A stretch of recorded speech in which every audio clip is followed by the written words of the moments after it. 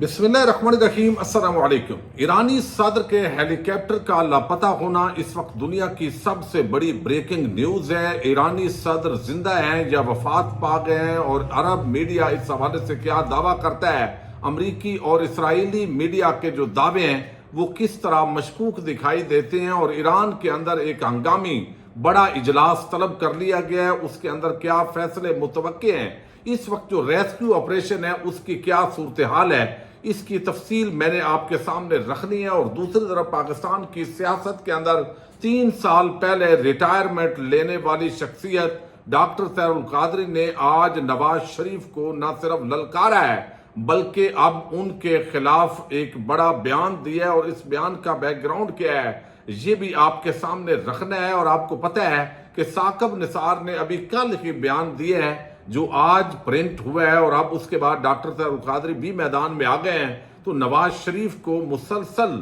इस तरह की रुसवाई का क्यों सामना करना पड़ रहा है, इस पे भी बात करेंगे। और दूसरी तरफ मुल्तान के अंदर आज ज़िमनी इंतखाबात थे, और किस तरह फार्म 47 वालों ने एक नई वारदात डाली है, इसकी कुछ तफसीलात भी आपके सामने रखनी है। उम्मीद है आप वीडियो समाप्त करेंगे और अपने कीमती फीडबैक से जरूर आगाह करेंगे। ईरानी सदर का हेलीकॉप्टर लापता होना इस वक्त दुनिया की यकीनन सबसे बड़ी खबर है, चूंकि पिछले कुछ अरसे से आपने देखा गजा के अंदर जो मामलात जा रहे हैं, फिर ईरान जिस तरह हमास की सपोर्ट कर रहा है, इससे पहले जनरल कासिम सुलेमानी और उसके बाद मजीद कुछ आम अफसरान जो है उन पर अटैक होना ये वादे करता है कि बहुत सारी ऐसी चीजें जो रूटीन के मुताबिक भी हों तो उनको लाजमी तौर पर तफ्तीश और तहकीक के मरले से गुजारा जाता है। और इस वक्त जो अमरीकी और इसराइली मीडिया दावे कर रहा है, इसने मजीद शकूक व शुबहात के अंदर इजाफा कर दिया। मैं डिटेल आपके सामने थोड़ी सी रखूंगा ताकि ये एक हादसा है या साजिश है, और इस वक्त तक ईरानी जो प्रेसिडेंट है वो जिंदा है या वफात पा गए हैं, ये अब तक की जो डिटेल्स हैं वो मैं पहले आपके सामने रख दूं ताकि फिर मुल्क की सियासी खबरों पर आएंगे। एक तो बताया गया है, ईरान मौसमियाती एजेंसी है कि जाए हादसा पर बारिश कल तक जारी रहेगी और रात के वक्त दर्जा हरारत गिर जाएगा। तो रेस्क्यू ऑपरेशन के अंदर बड़ी मुश्किलात हैं। इराकी जो वजीर आजम है उन्होंने भी रेस्क्यू ऑपरेशन के अंदर मदद करने की जो है वो ऐलान किया है। तेहरान के कुछ मकामात पर हंगामी तौर पर सिक्योरिटी फोर्सेस को तैनात कर दिया गया है, क्योंकि किसी भी तरह के जो हालात हैं उसके लिए ईरानी जो हुकूमत है वो तैयार है। बुनियादी तौर पर आज़रबाईजान के जो प्रेसिडेंट हैं और ईरानी प्रेसिडेंट, इन दोनों ने मिलकर 2 डैम है वहां इफ्तिताह पे वो जा रहे थे। रास्ते में मौसम खराब हुआ और इकट्ठा चूंकि 4 जो शख्सियात हैं इस हेलीकॉप्टर के अंदर, चूंकि टोटल 3 हेलीकॉप्टर थे, 2 अपनी मंजिल पर पहुंचे हैं, और तीसरा जो हेलीकॉप्टर है जिसके अंदर ईरान के वजीर खारजा, ईरानी प्रेसिडेंट और वजीर खारजा हैं आज़रबाईजान के भी उसी के अंदर मौजूद है। एक और शख्सियत है, तो ये यहाँ से जो है वो लापता हुआ है, और इस वक्त तक इसके अंदर जो मौजूद थे हेलीकॉप्टर के हवाले से जो मौसम इंतहाई धुंध वाला है और रेस्क्यू का काम मुश्किल से किया जा रहा है, जिसकी वजह से बताया गया कि हमें अभी तक हादसे की जगह और सदर के हेलीकॉप्टर को पेश आने वाले हादसे के बारे में मुसद्दका मालूमात नहीं है। तो RTE ने ये दावा किया है, बल्कि NBC के हवाले से उन्होंने दावा किया है कि ईरान के जो प्रेसिडेंट हैं वो उनके जो है वो बड़ा मुश्किल, बहरहाल वो अफसोसनाक खबरें हैं। मैं ज़्यादा अभी चूंकि कबल अज वक्त हो जाएगा, और लेकिन इस वक्त जो सूरत हाल है वो 4 अफराद इसके अंदर जो है वो सवार है। एक है इब्राहिम रईसी जो सदर हैं, अमीर अब्दुल्लाहान वजीर खारजा, मलक रहमती मशरकी आज़रबाईजान सूबे के गवर्नर है, और मोहम्मद अली अल हाशम सूबा तबरेज के ये इमाम है। ये 4 शख्सियात जो है वो इस हेलीकॉप्टर के अंदर मौजूद थी। रूसी मीडिया के मुताबिक ईरानी सदर के हेलीकॉप्टर के हादसे की ये एक दहशतगर्दाना कार्रवाई है। ये रूसी जो मीडिया है गालिबन स्पुतनिक ने यह दावा किया है, और ईरानी सदर सैयद इब्राहिम रईसी के शहादत की सूरत में अब जो सिस्टम है ईरान का वो क्या है, चूंकि 2 महीने के बाद इलेक्शन होने वाले थे और अगले 50 दिन रह गए इलेक्शन के अंदर, तो अब जो नायब अगर खुदा न खास्ता उनकी जो डेथ है उसकी तस्दीक हो जाती है, तो पॉलिटिकल सिस्टम जो उनका है आइन उसके मुताबिक जो नायब सदर हैं वो 50 दिन के लिए कायम मकाम सदर बन जाएंगे, फिर नए इंतखाबात होंगे। लेकिन जो बाकायदा तौर पे NBC है वो कहते हैं ईरानी सदर और उनके वज़ीर खारजा की जो मौत का ऐलान किसी भी वक्त किया जा सकता है, ये दावा किया है। लेकिन इसके साथ जो अमेरिकन जो मीडिया है وہ بھی اسی طرح کے دعوے کر رہا ہے، جس سے اندازہ ہوتا ہے کہ یہاں پہ جو ہے وہ امریکہ کو یہ اطلاع پہلے کیسے ہے۔ یہ گلوبل آئی نیوز ہے امریکہ کی، اور وہ کہتے ہیں breaking, US officials believe that Iranian President Ebrahim Raisi has been assassinated۔ ان کو یقین ہے کہ ان کو جو ہے وہ اسیسینیٹ کر دیا گیا ہے، ایرانی جو پریزیڈنٹ ہے۔ تو یہ ایک حادثہ اگرچہ دھند ہے، ماحول خراب ہے، لیکن یہ صرف حادثہ اس کو فی الحال قرار نہیں دیا جا سکتا، بلکہ اس کے پیچھے ایک باقاعدہ پلاننگ جو ہے وہ پلاننگ نظر آ رہی ہے جو امریکی، یعنی آپ دیکھیے کہ جو ابھی ایران کا جو میڈیا ہے، ایران کی جو سرکار ہے، جو وہاں پہ موقع پہ موجود ہیں، وہ جو دعویٰ نہیں کر رہے، وہ اگر امریکن میڈیا جا کے دعویٰ کر رہا ہے تو اس کا مطلب ہے کہ دال کے اندر بہت کچھ کالا ہے، اور بہت چیزیں جو ہے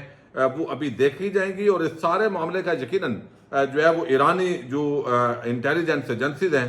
وہ سارا اس کا جائزہ لے رہی ہیں۔ امدادی ٹیموں کو مشکلات کا سامنا ہے۔ بہرحال یہ ایک جو ہے وہ بڑا انفارچونیٹ انسیڈنٹ ہوا ہے۔ اچھا، دوسری طرف جو ہے وہ آپ نے دیکھا کہ جو ابھی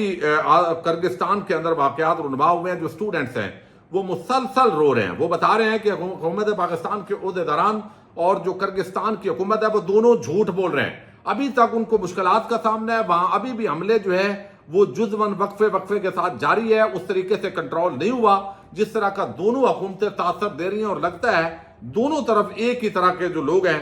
وہ حکومت کے اندر براجمان ہیں، لیکن وہ کہتے ہیں کہ وہ کسی جو ہے وہ خاموش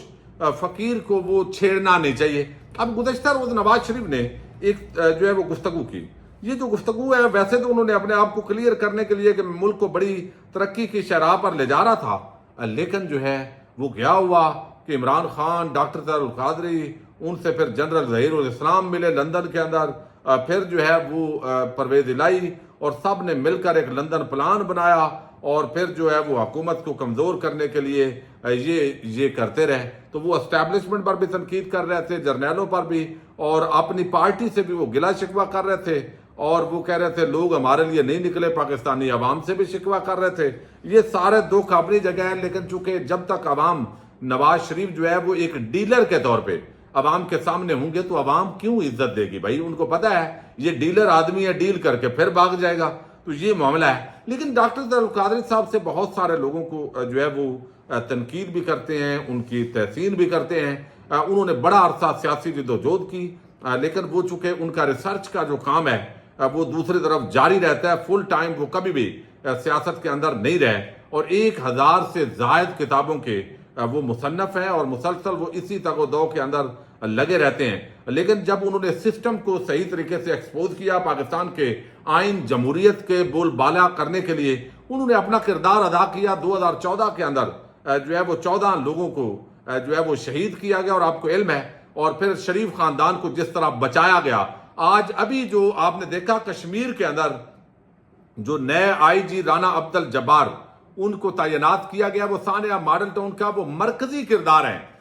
لیکن ان کو اب پہلے IG صاحب کو ہٹایا گیا ہے، شاید وہ اس طرح فیس نہیں کر سکے، اور اب ماڈل ٹاؤن کے اندر بربریت کا ایک بڑا نام جو ہے ان کو لگا دیا گیا ہے، کشمیر کے اندر بھی اپوائنٹ ان کو کر دیا گیا ہے۔ تو اب انہوں نے جو الزام لگایا ہے یہ بنیادی طور پر اس کا رد کیا ہے ڈاکٹر طاہر القادری نے، جو 3 سال پہلے سیاست سے ریٹائرمنٹ لے چکے ہیں، اور اس وقت بھی ان کا یہ کہنا تھا کہ جو طاقتیں اس وقت پاکستان کے اندر انقلاب کے لیے رکاوٹ ہے، تو یقینی طور پر آف دی ریکارڈ جو باتیں ہم تک پہنچی، انہوں نے کہا کہ ان سے پاکستان کی عوام جو ہے ان کا آمنا سامنا ہوگا، اس کے بغیر کوئی انقلاب ملک کے اندر نہیں آ سکتا، اور لازمی ہے کہ وہ اس طرح اپنے جو کارکنان ہیں وہ منظم نہیں کر سکے، مذہبی شخصیت کا ویسے بھی مشکل ہوتا ہے۔ تو اب انہوں نے نواز شریف کو کہا ہے کہ اپنے جو ہے وہ اپنے بات صحیح کریں، جھوٹ مت بولیں۔ وہ کہتے ہیں کہ نواز شریف کے لندن جو پلان کے جھوٹے بیان پر جو ہے وہ 3 سال کے بعد یہ بیان جاری کیا گیا، اور انہوں نے کہا کہ جنرل ظہیر الاسلام سے لندن یا کینیڈا میں کبھی ملاقات نہیں ہوئی، ملاقات کے دعوے جھوٹ، تہمت، الزام تراشی اور دروغ گوئی ہیں، سختی سے مسترد کرتا ہوں۔ تو اب 3 سال کے بعد ڈاکٹر طاہر القادری صاحب نے اس حوالے سے بیان دیا ہے، اور ان کے جو سورسز ہیں انہوں نے بتایا ہے کہ اگر یہ میاں صاحب اسی طریقے سے رہے تو میاں صاحب مجبور کریں گے کہ پھر جو ہے وہ بہت ساری چیزیں ان کی جو ہے وہ مزید سامنے آ سکتی ہیں، لیکن چونکہ مینج ہے پورا سسٹم، تو پہلے ثاقب نثار نے ان کو چیلنج کیا کہ بھائی لائیں، اور یہاں انہوں نے بھی چیلنج کیا کہ بھائی آپ کے پاس کوئی بات ہے تو بتائیں۔ سیاسی رہنما تو لندن کے اندر آپ سے بھی ملاقاتیں ہوتی رہی ہیں، تو اگر ایک ملاقات ہماری آپس کے اندر ہو گئی ہے تو وہ ایک روٹین میٹر کے اندر پلاننگ منصوبہ بندی وہ ہوتی رہتی ہے، لیکن اس کو لندن پلان کا نام دے کر، لندن پلان تو یہ ہے باقاعدہ جو آپ نے کیا ہے میاں صاحب،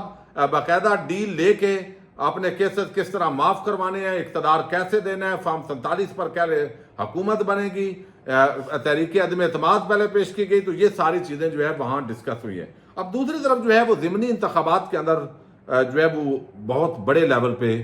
بدماشی رپورٹ ہوئی ہے ملتان سے، یہ N148 ہے، علی قاسم گیلانی ہے، یوسف رضا گیلانی کے بیٹے، اور تیمور ملک ان کے مقابلے کے اندر ایک پولیٹیکل ورکر ہیں۔ عوام عمران خان کو انہوں نے ٹھپا لگایا ہے، لیکن وہی اب چونکہ ان کو پتہ چل گیا ہے کہ فارم 47 تو پکڑا جاتا ہے، فارم 45 سے پہلے کاروائی ڈالیں، بکسے بھر کے لائیں، پہلے ٹھپے لگا کے لائیں، ان کو باقاعدہ مینج کریں، اور پھر RO آفس پر جس انداز کے اندر ان کو روکا گیا جو امیدوار ہے، اس کو روکنے کا مطلب واضح طور پر یہ ہے کہ آپ دھاندلا کر رہے ہیں۔ اگر یہ ساری چیزیں اس وقت کے جو رزلٹ ہیں 20 منٹ پہلے سے جو میرے پاس پہنچے ہیں، اور جب تک یہ ویڈیو پبلک ہوگی ممکن ہے پورا رزلٹ اناؤنس کر دیا جائے گا، اس وقت پیپلز پارٹی کے علی قاسم گیلانی 27,553 ووٹ ہیں، اور تحریک انصاف کے بیرسٹر تیمور الطاف ملک یہ 16,184 ووٹوں کے ساتھ دوسرے نمبر پر ہیں۔ لیکن آپ کو علم ہے جو باقاعدہ طور پہ غنڈہ گردی، بدماشی اور سرکاری سرپرستی جو نظر آئی ہے وہ وہی ہوتا ہے، چونکہ ضمنی انتخابات ہیں اور اس کے اندر ہمیشہ ایسے ہوتا ہے۔ ویسے بھی 2-4 لوگوں کے علاوہ پوری سنی اتحاد کونسل جو اس وقت ہے وہ کوئی دھاندلی پہ زیادہ بات کرتا بھی نہیں ہے، اور سب کو اپنی پڑی ہوئی، لیکن اسلام آباد کے اندر 3 حلقوں میں جو فارم 47 پر 3 MNAs بنائے گئے ہیں، ان کے حوالے سے کل